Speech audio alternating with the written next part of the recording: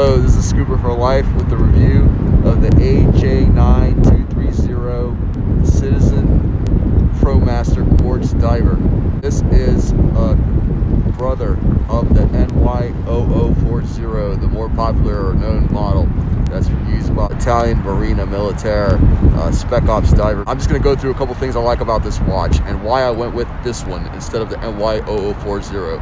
I would say like the Scurfa, which is more of a Quartz micro brand diver. There aren't too many out there it seems that are Quartz based. That's what I prefer because I have multiple watches and I won't have to be setting them every time. These are just grab and goes that are easy to go through.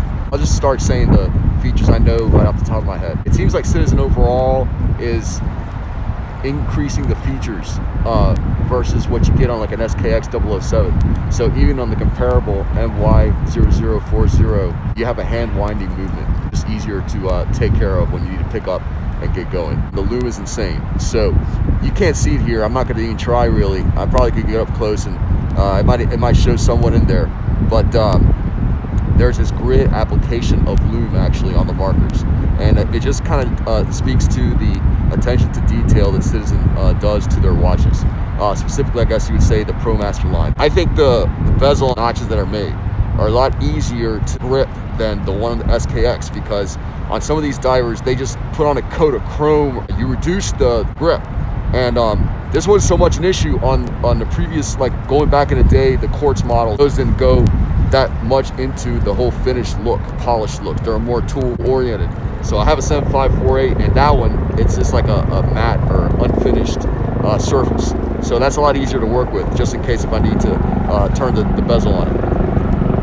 This is a smaller case size, so you're looking at around 41 millimeters with everything. And I would prefer them to do a silver background on the date display. The white, nah, it doesn't really cut it. But the Sunburst blue dial, as you can tell on a low light day like today, looks like black almost. I rather that dark look. Speaking of the dial, I do prefer over this, the NY0040, is the lack of markings on the dial. All you see is Citizen and Diver's 200 meter. If I do a side-by-side on the other one, it's just all, you got red font and you have just like at least 2 extra lines of text. We don't need that. But the one thing it could use obviously are drilled lugs on the side. I actually prefer the destro crown of the NY0040 and the fact that it's at an angle. That's really my review on this watch.